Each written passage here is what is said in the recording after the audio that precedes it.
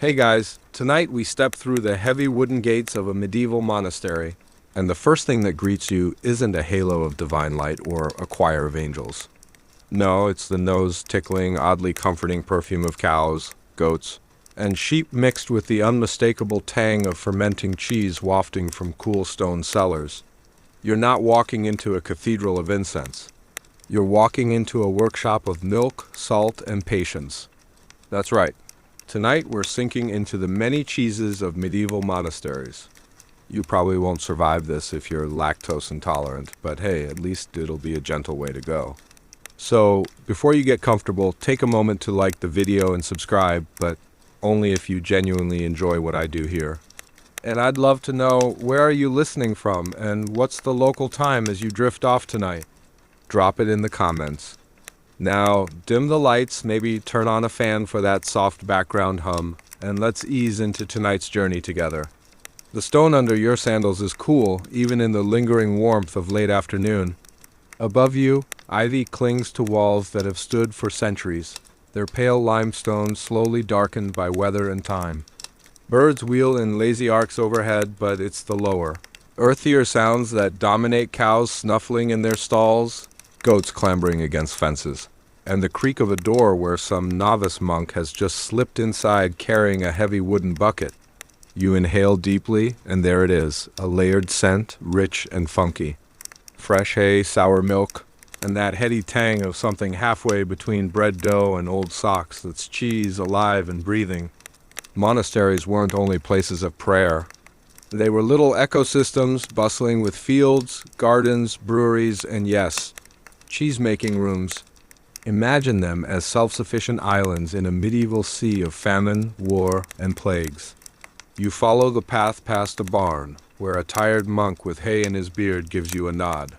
He doesn't speak. It's a vow of silence day for him, but the way he tips his head says, yeah, the cheese smell gets to everyone. He's probably just grateful you're not asking the dreaded medieval question, is this cheese safe to eat? Spoiler, sometimes yes. Sometimes definitely not. Inside the cloister, arches frame a square courtyard where herbs grow in neat lines. The monastery feels quiet, but it's not sleepy. There's a rhythm you can almost tap your finger to bells ringing, sandals scraping stone, and the soft hum of chanting drifting from the chapel. That chant mixes strangely well with the background noise of cows lowing outside. Holy choir on one side, Barnyard Symphony on the other, a collaboration nobody asked for, yet strangely soothing. You drift further and see a young novice leaning over a wooden vat, stirring curdled milk with a ladle as big as your arm. The steam rises around his tonsured head, giving him the look of a saint caught mid-miracle, though in reality he's just trying not to burn the bottom of the pot. Historians still argue whether monasteries intentionally refined cheesemaking into an art form, or whether monks were simply trying to keep milk from going rancid and got lucky. Either way, the result filled shelves and stomachs for generations. One mainstream fact to anchor you here: monasteries became centers of food innovation in medieval Europe, precisely because they needed to feed both themselves and the endless stream of travelers. Without refrigeration, milk was fleeting, cheese was survival. That alone made these stone walls a kind of culinary laboratory. Of course, not every experiment succeeded. One quirky tidbit: some records mention monks trying to flavor cheese with things like nettles or even fish brine. Imagine unwrapping that at dinner. You'd politely nod, take a bite, and then suddenly remember you had urgent prayers elsewhere. The setting sun paints everything gold, and the monastery seems to exhale. You can almost feel centuries of repetition, the cycle of milking, curdling, pressing, salting etched into the stones. Each monk is part of a chain, his life just one link in the ongoing story of milk turned solid. You think about how absurdly simple yet deeply complicated this process is. Warm liquid transformed into firm, flavorful sustenance. You lean against the wall, and the stone feels cold against your back. The chants fade as the monks finish their evening prayer, leaving only the chirp of crickets outside. For a moment, you can almost hear the cheese itself aging in the cellar beneath your feet, tiny invisible armies of bacteria quietly at work. It's funny people pray for miracles, But the miracle of milk turning into something you can keep for months is happening right here, without anyone raising their hands to heaven. The monastery is still alive, the day not yet done, and tomorrow promises more milking, more stirring, more careful aging in the cool darkness below. And you're just beginning to sink into their world, where devotion and dairy meet in unexpected harmony. The bell rings again, sharp and metallic, echoing off the stone walls and cutting through the soft hum of evening insects. You feel it in your chest as much as you hear it. That bell is the heartbeat of the monastery, and it divides the day with absolute authority. In a world before smartphones and alarms, it tells every monk when to pray, when to eat, when to work, and yes, when to stir the cheese vat so it doesn't congeal into a disaster. The daily rhythm here is relentless but oddly comforting. Imagine waking before sunrise, the air damp and heavy, with nothing but candlelight to guide your steps to the chapel. The monks line up, robes brushing stone, sandals whispering against the floor, their voices blending into chants that have been repeated so many times the words almost lose meaning. It's hypnotic. You probably wouldn't last long on this schedule wake at 2 in the morning for prayer, then again at dawn, then mid-morning, noon, afternoon, evening, and night. It's less 8 hours of sleep and more nap chant, nap again, maybe sneak in a cheese sandwich. After the first prayers, the community fans out into tasks. Some head to the fields to harvest grain, others weed the gardens, and a lucky few get assigned to the dairy. You can picture the envy in the other monks' eyes. Brother Thomas gets to sit by the warm milk again, while I'm out here digging turnips in the rain. Yep, cheese duty has its perks. A mainstream historical fact. Monasteries in medieval Europe often followed the rule of St. Benedict, which emphasized a balance of prayer, work, and study. That work included manual labor like farming and food production, not because monks had a side hustle, but because they were expected to sustain themselves. In practice, that turned monasteries into centers of agricultural experimentation. Now, quirky tidbit time. Some monasteries actualized their cheese-making sessions to align with prayer breaks. If Kurds needed to rest for exactly 30 minutes, that was about the length of a psalm session. So the monks would chant, then return right on time to stir. It was less a timer and more divine project management. You trail a group of monks through the cloister as they file silently from the chapel. They move like a tide, each one knowing where to go without words.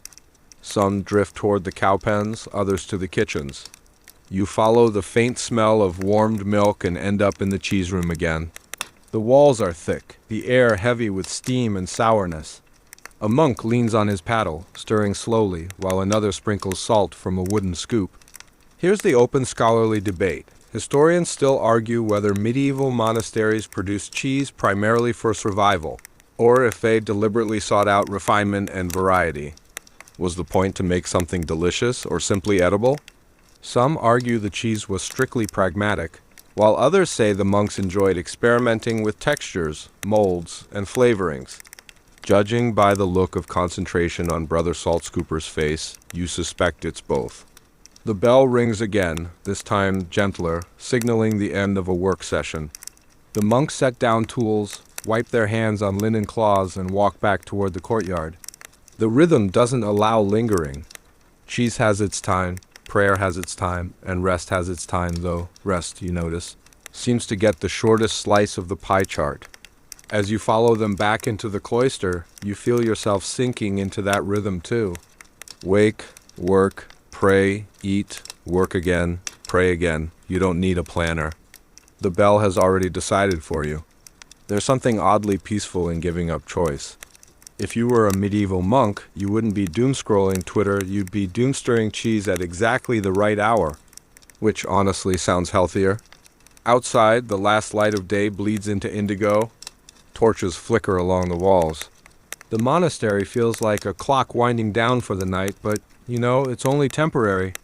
At midnight, the bells will sound again, dragging sleepy monks from their beds, chanting echoing through the halls, and another cycle beginning. And in the corner of the storeroom, the cheeses wait, quietly aging, marking time in their own slow way. You wander further into the monastery grounds, and the air changes.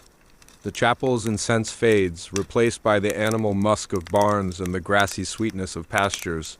Here is where the real foundation of medieval cheese begins, not in cellars or kitchens, but in the fields with cows, goats, and sheep.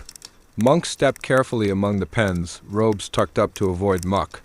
The animals don't care about vows of silence or strict prayer schedules. They care about hay and water. A brown cow nudges your arm, her breath warm and damp, as if to say, "Yes, human, I am the true saint of this monastery." And honestly, she's not wrong. Without her milk, and the milk of her barnyard companions, there would be no cheese. A mainstream fact: medieval monasteries deliberately raised a mix of animals to ensure a steady milk supply all year. Cows were the heavy lifters, producing in bulk, but goats and sheep played a crucial role. Goat milk was easier to digest, and sheep milk gave richer, fattier curds, perfect for hearty cheeses that could last through winter. Diversity wasn't a buzzword back then. It was survival strategy. Now, for a quirky tidbit, some records suggest monks gave individual names to their cows and goats. Clara, Agnes, Benedicta, and would sometimes write about them in ledgers almost as if they were fellow brethren. Imagine a monk carefully noting, "Brother Thomas skipped evening prayer, but Agnes the goat gave excellent milk today." Honestly, Agnes deserves canonization. You trail after a monk leading sheep down a narrow lane. Their hooves clatter against the stones, bells jingling faintly from their collars. The animals seem more willful than the monks breaking ranks, stopping to chew weeds, ignoring gentle tugs on the rope. Herding them looks more like negotiation than command. You can't help but laugh quietly when one goat stares you down with those eerie rectangular pupils, as though she knows exactly how much power she has over the monastery's dinner menu. Here's where historians still argue which animals dominated cheesemaking in specific regions. In Northern Europe, cows thrived, while in mountainous or rocky regions goats were more practical. But monasteries often defied local patterns, bringing in breeds and methods from afar. Some scholars believe monastic herds were early examples of selective breeding, though others say monks simply took whatever animals survived the climate. The truth is probably somewhere in between, equal parts careful planning and, well, I guess this goat didn't die in the snow, so she's our new favorite. You crouch near a fence as evening sun gilds the field and the animals graze quietly. It's a slow, steady scene, almost hypnotic. This is where cheesemaking truly begins, in the steady chewing of cud, in the warm bodas that will shuffle back to barns tonight, in the pails waiting to be filled at dawn. Without them, the monks' vats and caves would be empty. You can't help but notice how strangely balanced it feels, prayers rising in the chapel. Bells tolling, and just outside, animals lowing and bleating in their own language. The sacred and the earthy coexist, each feeding the other. And in that harmony lies the beginning of cheese, humble, everyday, and quietly miraculous. Of course, you realize, the monks might argue that the animals themselves are part of divine providence placed here to sustain both body and soul. You glance again at Agnes the goat, chewing cud with saintly patience, and figure she might just agree. The sky is still a deep indigo when the first bell jars you awake. Somewhere in the darkness, you hear the shuffle of sandals and the hushed rustle of robes as monks file toward the chapel. But you notice not all of them head in that direction. A smaller group peels away and makes for the barns. These are the dairymen, and their work begins before the sun even thinks about rising. You follow them into the cool, damp air of the stable. Inside, cows shift on their straw beds, their large eyes glinting in torchlight. Goats bleat impatiently, as if grumbling, "Finally, service has arrived." Sheep bleat too, but with less urgency, like sleepy neighbors echoing the complaint. The monks move quietly among them, carrying wooden pails and three-legged stools. They're not allowed to chat, but the animals provide plenty of conversation anyway. Snorts, huffs, and the steady plip-plop of milk hitting the first buckets. You sit near a monk as he leans into the flank of a cow, steady hands squeezing rhythmically. The sound is oddly soothing, a mix between rain tapping on a roof and the beat of a slow drum. Steam rises from the pail in the cold air, the scent warm and sweet. For a moment you think, if they bottled this smell, Starbucks would have some serious competition. A mainstream historical fact: in many monasteries, morning milking was scheduled right after the night prayers, meaning monks sometimes rolled straight from chanting psalms into cow duty.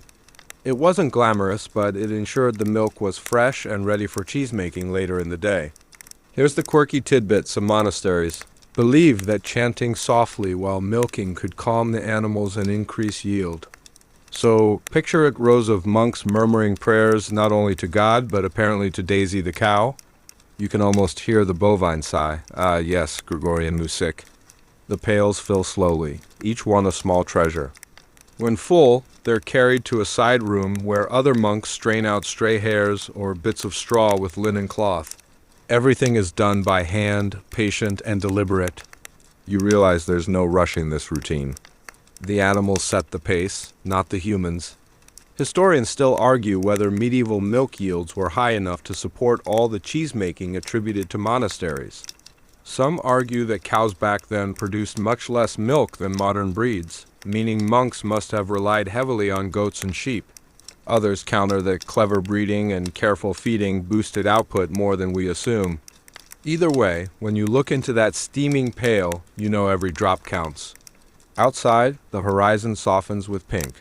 The monks carry their morning haul toward the cheese room, balancing carefully to avoid spills. You trail behind, feeling the warmth of fresh milk against the chill of dawn. It's a fragile gift if left alone. It would sour within hours. But in the hands of these quiet men, it's about to become something far more lasting. As the bells ring again, calling the rest of the monastery to breakfast, you think about how this entire cycle prayer, milking, curdling, aging begins in such a humble way. Just pails, stools, and sleepy monks hunched beside their animals. And yet, from this quiet dawn labor, whole wheels of cheese will soon rest in the dark, waiting to nourish travelers, kings, and maybe even you. The pails of milk clink together as they're carried into a stone chamber where the real alchemy begins. This room smells different from the barnless animal, more kitchen, but with a sharp tang that makes your eyes water slightly.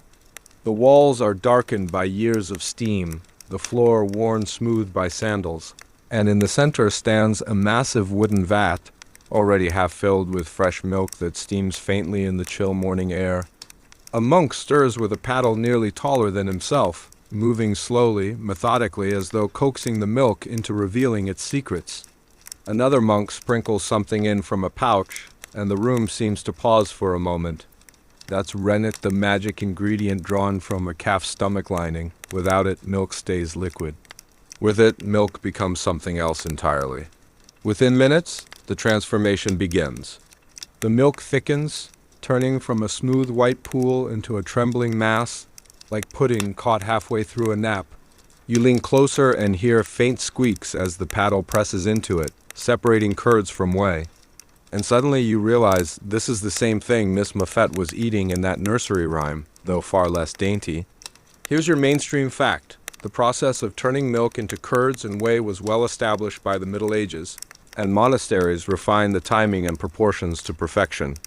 By adjusting the heat, the amount of rennet, and the stirring, they could influence whether the cheese turned out soft and spreadable or firm and sliceable. Quirky tidbit: some monks believe the way the watery liquid left behind was almost as important as the curds. They used it to feed pigs, bake bread, or even drink as a tonic. Imagine being offered a glass of warm whey after a long day of plowing fields. Refreshing. You'd lie, while secretly wondering if medieval taste buds were just built differently. You watch as the monks cut the curd into neat squares with long knives, the whey rushing into the gaps.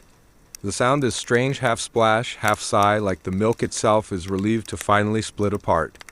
The curds are scooped into claws and pressed into wooden molds, the whey sluicing away into troughs along the floor. Every movement is deliberate, every step repeated as it has been for centuries. Here's the open scholarly debate. Did monks truly invent distinctive regional cheeses, or did they merely preserve techniques already in use by peasants? Some historians argue monasteries were creative hubs, experimenting with flavorings and aging methods that shaped future recipes. Others claim they simply standardized what locals already knew, thanks to their ability to write down processes and pass them on. Either way, the evidence of influence is undeniable. Many cheeses, still famous today, trace their origins back to cloisters. You lean against the wall as the monks continue their work, the vat steaming, the curds glistening pale yellow.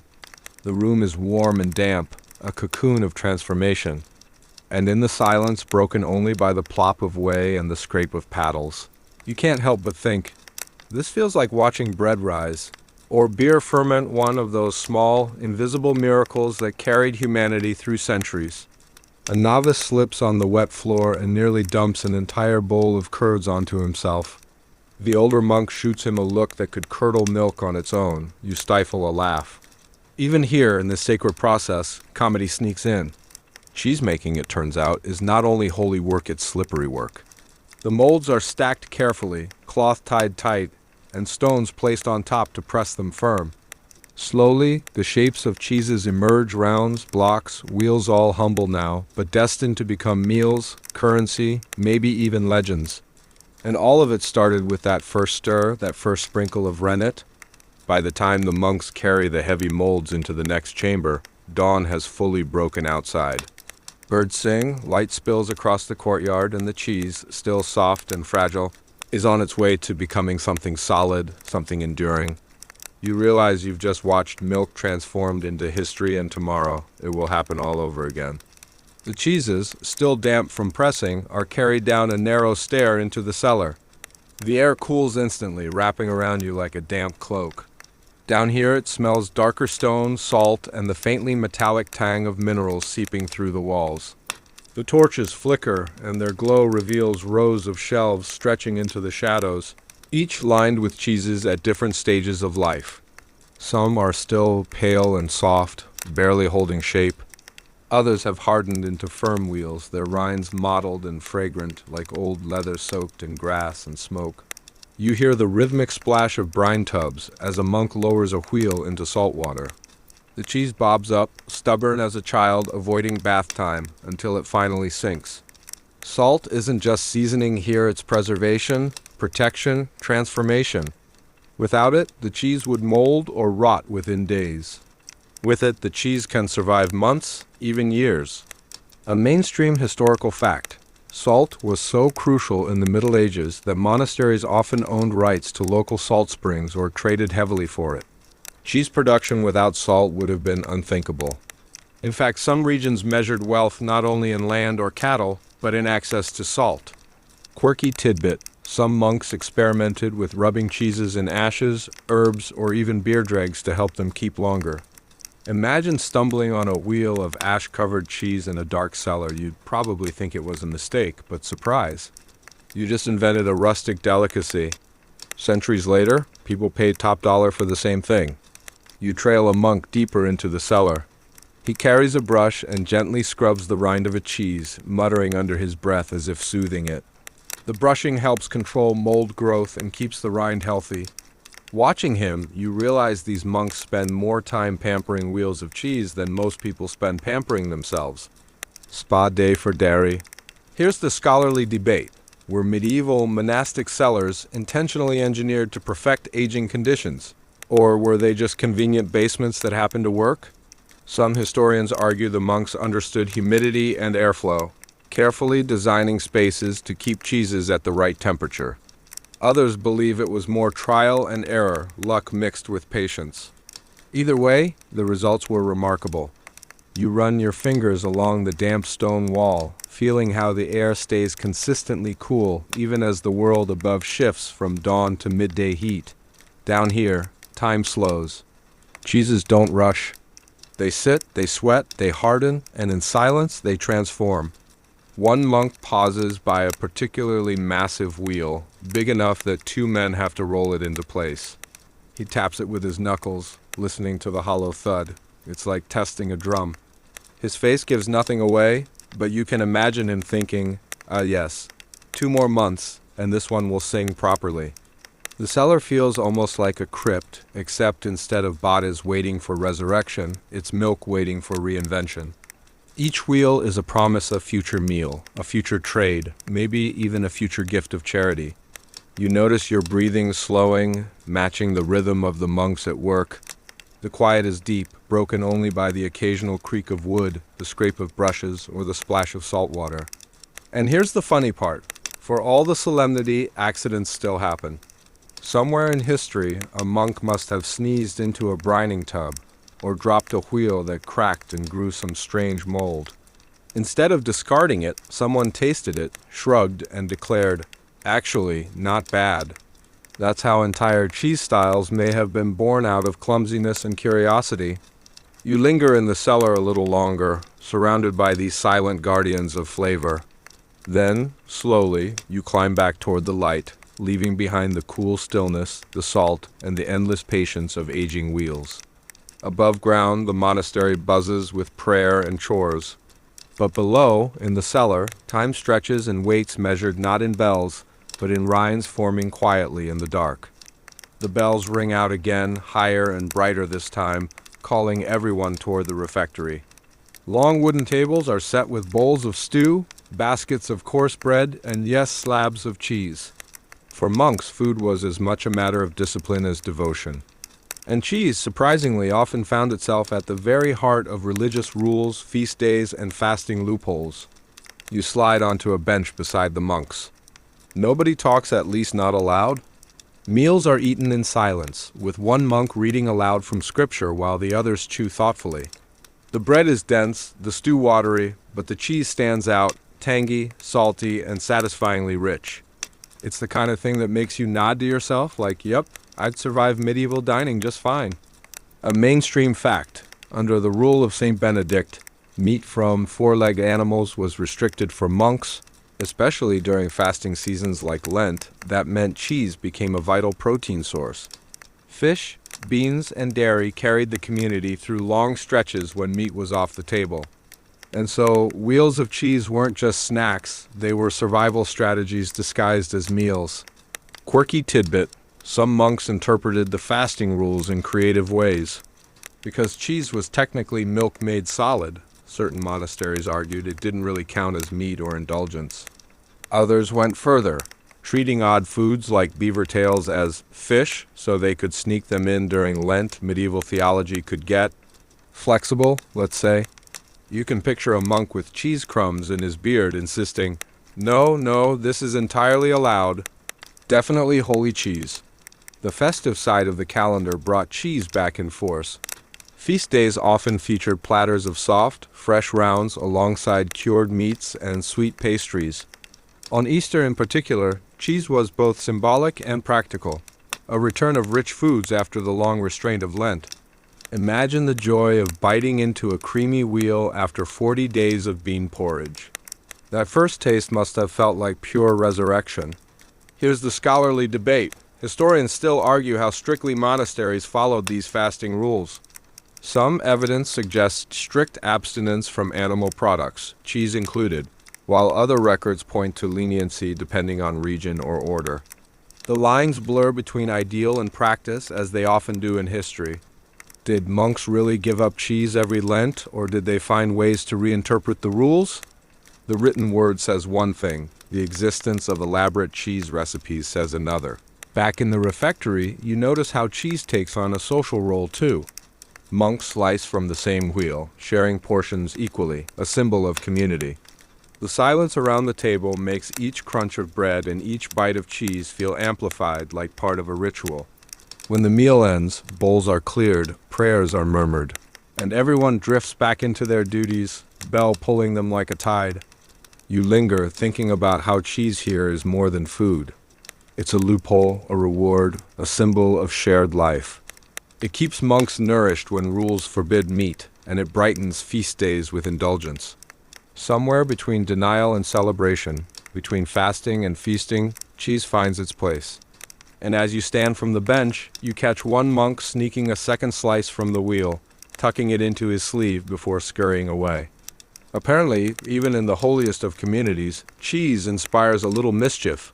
After the meal, the monastery gates creak open, and a small stream of travelers filters in pilgrims with walking sticks. Dusty traders with carts, peasants carrying baskets. Monasteries were not only spiritual hubs, but also way stations, and cheese was one of the most portable gifts they could offer. You watch a young monk load a traveler's satchel with a small wrapped round, tied in cloth. The pilgrim bows, grateful, before disappearing down the road. Cheese is light enough to carry, nourishing enough to sustain, and sturdy enough to survive weeks on rough trails. In some ways, these humble wheels were medieval granola bars, except instead of almonds and honey, you get salt and cow. Here's a mainstream historical fact. Monasteries sat along major pilgrimage routes, like those leading to Santiago de Compostela in Spain or Canterbury in England. Travelers relied on them for lodging and food. Cheese became a standard provision because it didn't spoil quickly, and it carried protein into lands where hunting or buying meat might be impossible. Quirky tidbit: certain abbeys became famous for their cheese, attracting traders who carted it far beyond local markets. In some cases, the cheese itself became a kind of advertisement for the monastery, spreading its reputation across Europe. Picture someone in Paris bragging, "Oh, this wheel? Straight from the monks in Normandy." You wouldn't understand, it's artisan. Medieval foodies alive and well. You follow a cart out the gates, wheels stacked like golden coins under a burlap cover. The road is rutted and dusty, lined with hedgerows and the occasional crow that eyes the cargo suspiciously. Cheese wasn't just carried in packs. It moved in wagons, sometimes in bulk, bound for fairs where merchants hawked everything from wool to spices. The round shape wasn't just aesthetic, it made cheeses easy to stack, roll, and trade. Here's the scholarly debate. Historians still argue how widely monastic cheeses traveled. Some believe most cheese stayed local, feeding only the monks and nearby peasants. Others argue monasteries became powerful economic centers, exporting surplus wheels far and wide, influencing culinary traditions well beyond their cloisters. The truth, as usual, may be in the middle: local staples here, luxury exports there. You imagine the markets buzzing, fishmongers shouting prices, bakers hawking loaves, and in the midst of it, a monk's wheel of cheese gleaming like a prize. A buyer slices it open, the smell hitting everyone within 10 feet sharp, nutty, a little funky. Coins jingle, hands clap, and just like that, a product born in silence and prayer makes its way into the noisy, chaotic bloodstream of medieval trade. But it wasn't only about selling. Pilgrims carried cheese not just as food, but as tokens, sharing stories of the monastery where they'd received it. The wheels became edible souvenirs, linking distant towns with cloistered halls. Cheese traveled faster than letters, sometimes faster than news. A good round might cross mountains, rivers, even sea-soft diplomacy wrapped in cloth. You return through the gates and see monks stacking fresh rounds in baskets, ready for tomorrow's visitors. It's routine now, part of the cycle: milk at dawn, cheese by midday, distribution by evening. Yet, every wheel that leaves these gates carries with it a little of the monastery itself, its labor, its rhythm, its prayer. And as you watch another traveler hoist his satchel, you can't help but smile at the thought. Somewhere down the road, someone will unwrap this cheese by a campfire, take a bite, and say, "Ah, the monks knew what they were doing." And they did. You wander back into the workrooms after the pilgrims have gone, and the air is thick again with the sour-sweet perfume of curds. But this time you notice something odd. One monk is sprinkling chopped herbs into a vat. Another is patting ashes around the outside of a soft wheel, giving it a ghostly gray coating. A third is tipping a ladle of beer over a round, as if the cheese itself is thirsty. Welcome to the experimental wing of monastic dairy science. The mainstream fact first. Monks were some of the earliest Europeans to deliberately tinker with flavorings in cheese. By adding herbs, spices, or different washes, they discovered whole new categories of taste. Some abbeys even developed signature styles, precursors to cheeses we still know today. Think of washed rind Trappist cheeses, their pungent aroma announcing their presence before you even open the cellar door. Quirky tidbit: not all experiments were palatable. Records hint at attempts with garlic, nettles, and even fish brine. You could almost picture a novice nervously suggesting, "What if we just, try this herring juice?" And the elder monk sighing, "Fine, Brother Peter, but you're the one who has to taste it first." Culinary innovation meets medieval fear factor. You crouch beside a table where a monk gently rolls a wheel through a tray of crushed herbs, thyme, sage, maybe rosemary. The smell is sharper, cleaner than the usual cellar musk, almost medicinal. He looks pleased with himself, as though he's just solved a theological puzzle. In a way, he has turning survival food into something closer to pleasure. Here's where historians still argue. Were these experiments meant to improve flavor, or were they really about preservation? Some scholars believe herbs and ashes helped ward off spoilage, while others argue the monks were chasing novelty, creating variety for feast days or wealthy patrons. Perhaps both are true preservation first, pleasure as a happy accident. You drift further in and find a monk brushing beer across the rind of a round, the froth dripping down its sides. Washed rind cheeses owe their bold flavors to treatments like this, and monks, surrounded by their own breweries, had endless supplies of ale and wine to experiment with. Somewhere between curiosity and boredom, they stumbled onto some of the stinkiest, most beloved cheeses in history. The cellar now feels like a laboratory disguised as a crypt. Stone tables hold rounds in different coats, some white and fresh, others speckled with mold, others glowing orange where the beer has seeped in. The monks move slowly among them, adjusting, brushing, tasting, as if caring for a flock of very quiet, very smelly sheep. And of course, not every experiment survives. You notice one wheel shoved in a corner, half collapsed, its rind weeping unpleasantly. No one wants to admit whose idea that one was. Silent vows have their advantages. Nobody has to say, "Told you so." You smile at the scene. Here in these stone halls, innovation happens not with trumpets and proclamations, but with tiny adjustments and herb here, a wash there. Slowly, patiently, monks nudge cheese into new identities. What began as milk and salt becomes something unrecognizable, unforgettable. And as the bell rings again, summoning the monks back to prayer, you realize these experiments aren't just curiosity. They're faith in action, a belief that something ordinary can, with care, become extraordinary even if sometimes it smells like it crawled out of the swamp. The cellar feels less like a laboratory now and more like a courtroom. Shadows pool in the corners and the rows of wheels seem to sit in judgment. For all the successes, those fragrant herb-coated rounds, the washed rind marvels, there are plenty of failures.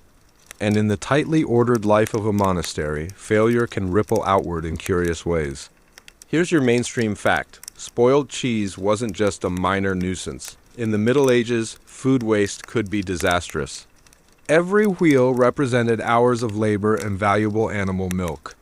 When a batch went bad, it could mean leaner tables, stricter fasting, and sometimes tense debates about who had slipped up.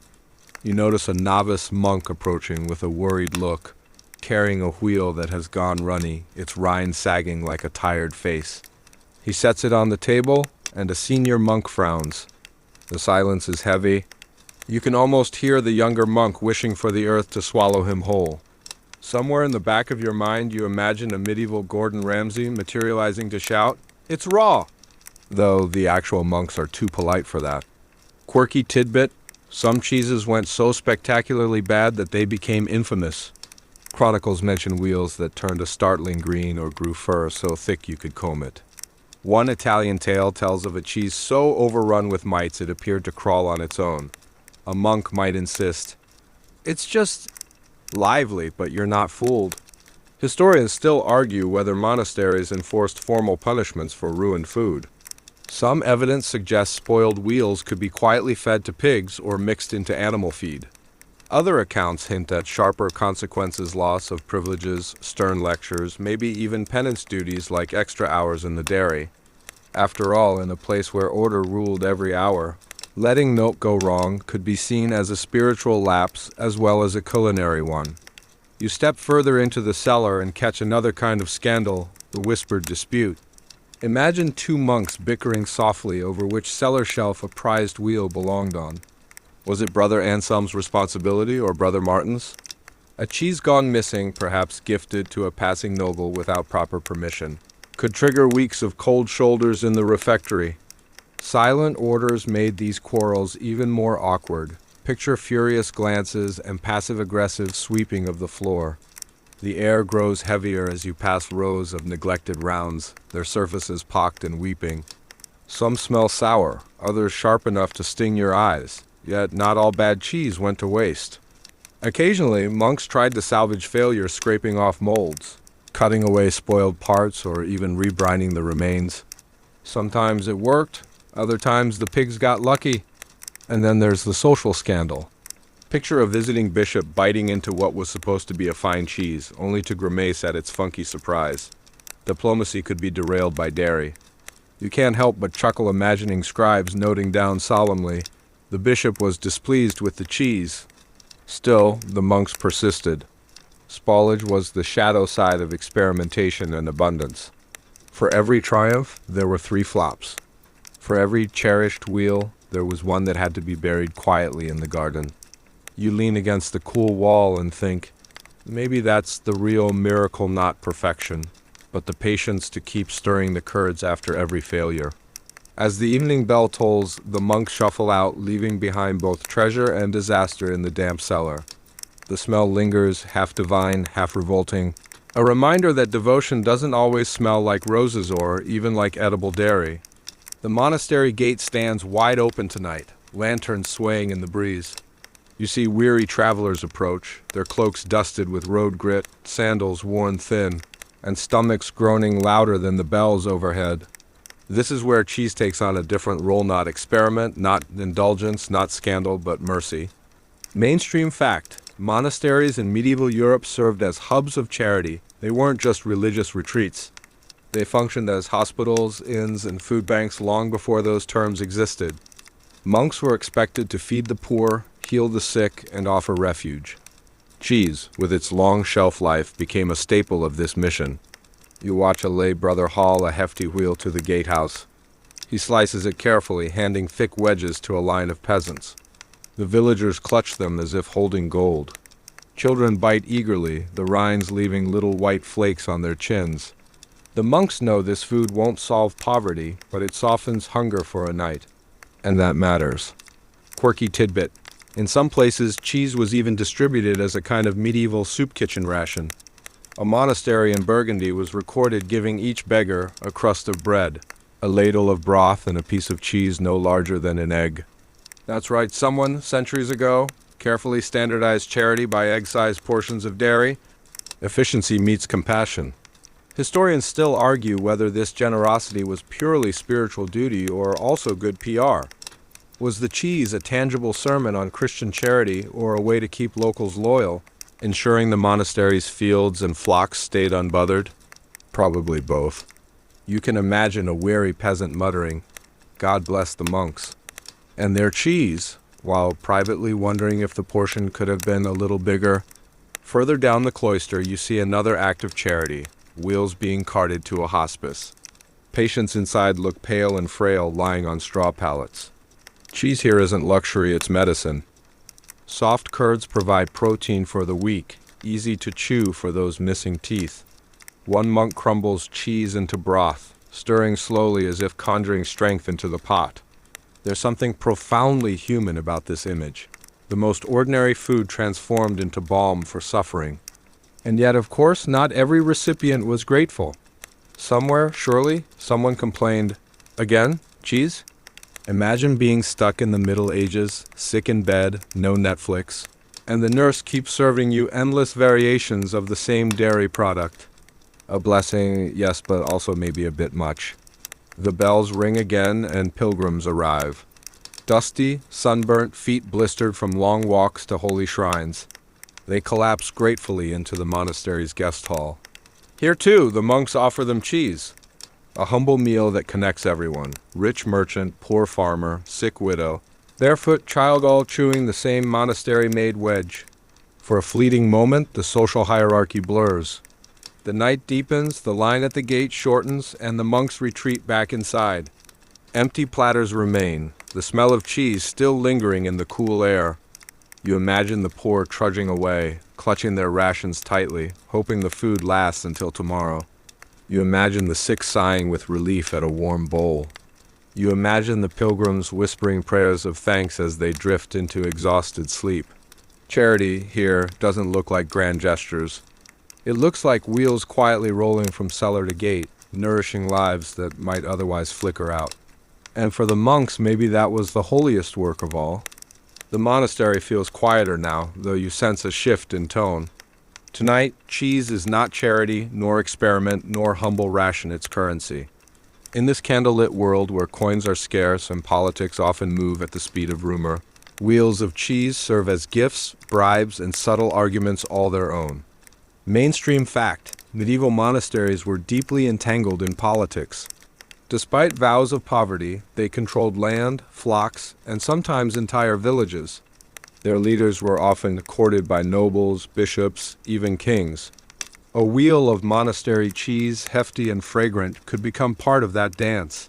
These weren't casual nibbles. They were edible negotiations. You watch a monk carefully wrap a golden wheel in linen, tying it with twine. He bows slightly as a messenger arrives. The package is not labeled cheese, it's presented with ceremony, as though it's treasure. And in a sense it is. The recipient might be a bishop who could grant the monastery favorable tax exemptions, or perhaps a local lord whose armed men might otherwise accidentally graze their horses on monastery fields. Quirky tidbit. One medieval chronicler grumbled that a certain abbey won more favors with cheese than with psalms. Imagine lobbying, but instead of expensive lobbyists and cocktails, it's monks sending out dairy diplomacy. We'd like you to reconsider that land dispute. Here's a wheel of our finest aged goat cheese. You can almost picture the parchment correspondence. Your Eminence.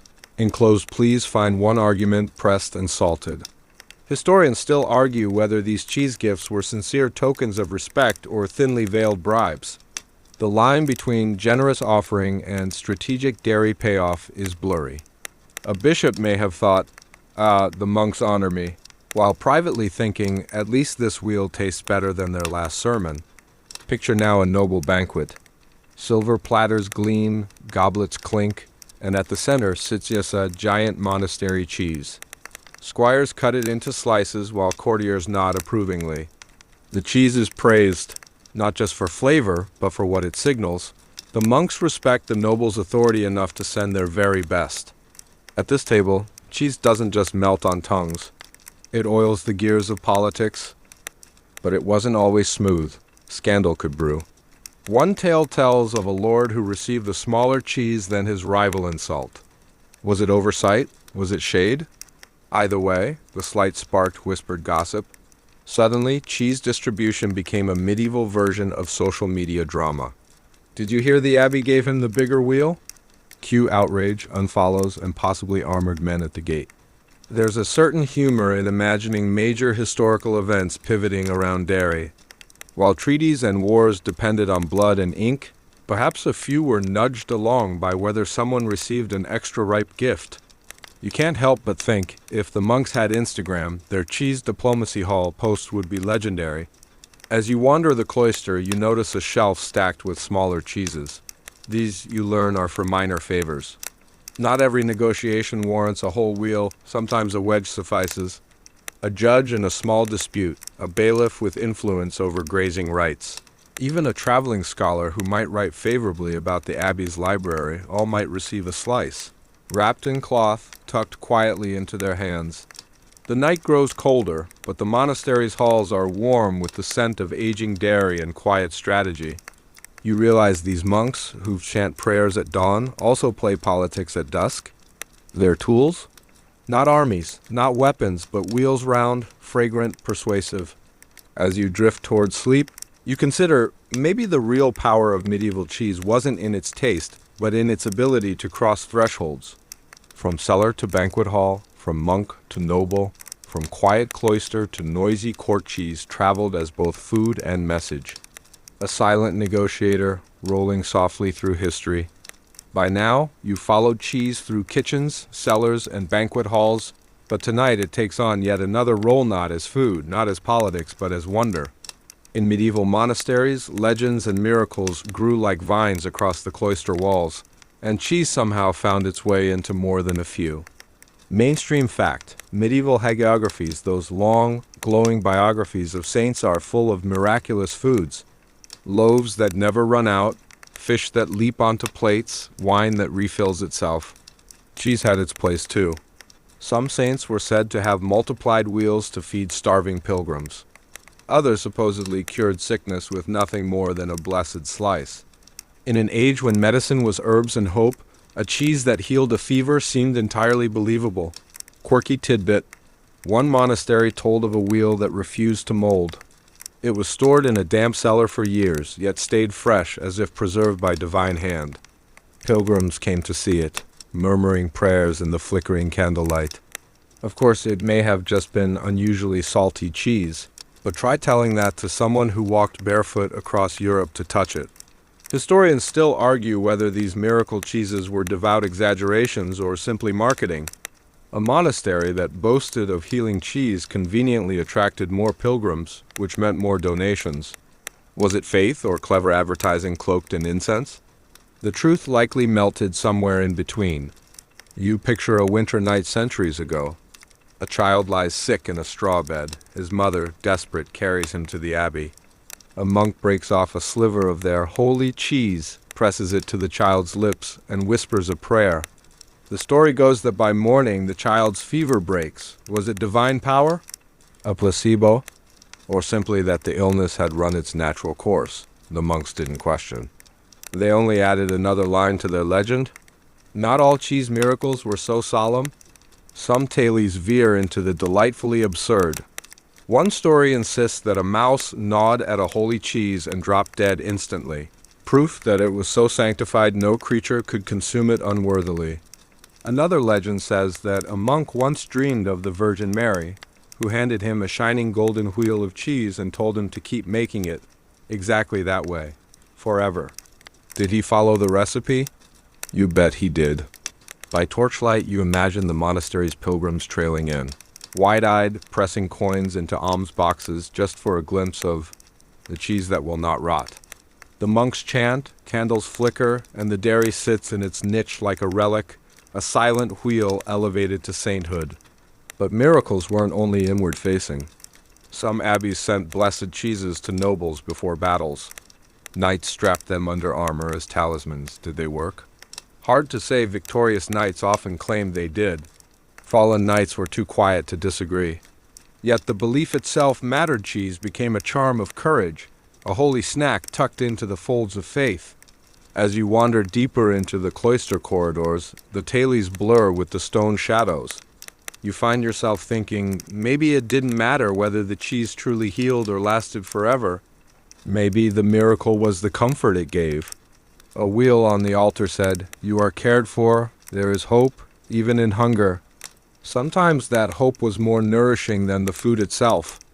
And here's the sly smile you can't help but make. Imagine monks carefully writing these miracle stories into their chronicles, ink scratching on vellum, while a novice in the corner whispers, "Are we really writing about cheese?"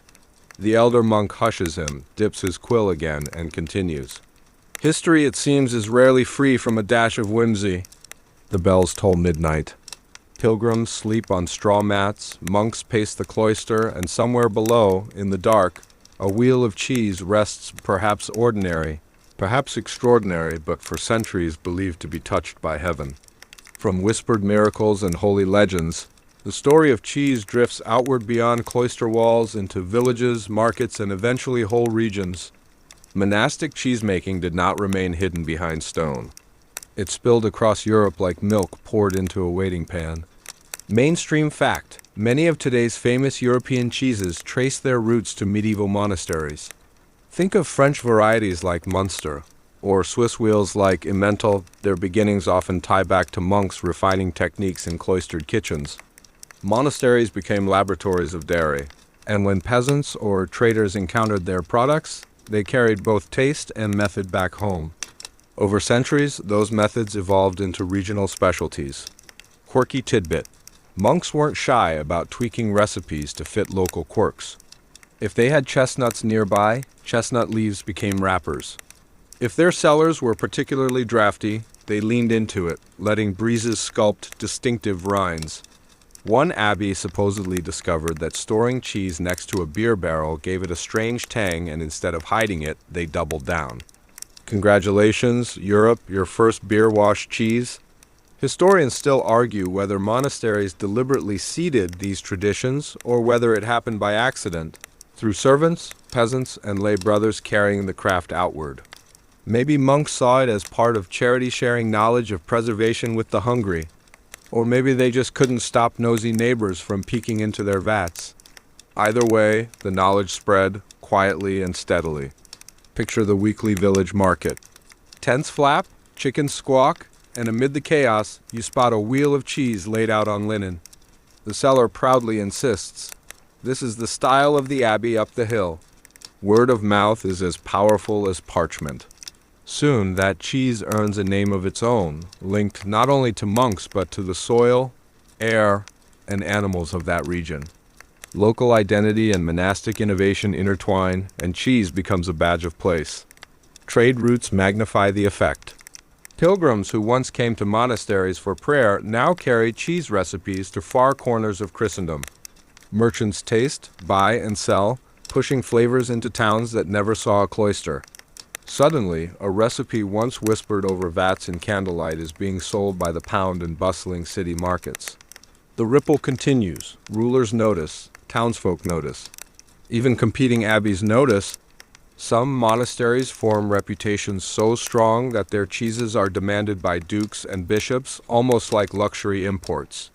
You can almost hear a noble grumbling to his steward, "No, not just any cheese. Get me the one from St. So-and-so's abbey. The one with the moldy rind I like." And slowly, as centuries pass, what began as a cloistered necessity milk preserved to survive winter becomes a cornerstone of European food culture. Monasteries fade, dissolve, or transform during later upheavals, but their dairy imprint remains.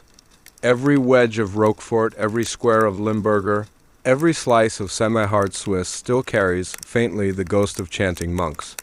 There's also the funny part. Medieval monks probably never imagined their experiments with curds and caves would lead to tourists in the 21st century standing in fancy shops, paying absurd prices, nodding as if they're buying edible jewels. You can almost picture a long-dead abbot laughing. "We made that by accident." You're paying how much? By now, the monastery you're wandering through feels like the seedbed of Europe's palate. The echo of the bells has carried not only prayers but flavors, spreading quietly across borders. From the mountain pastures to the coastal plains, the methods, the cellars, the salt, and the patience born in cloisters shaped how the world tastes cheese today.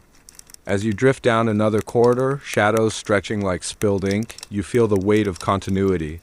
The monks might be gone, but in every bite of aged cheese, their rhythm of labor, prayer, and dairy lingers. Cheese slipped the cloister walls, and in doing so, it never really left. The monastery grows quieter as night deepens. The bells have long since rung their last note.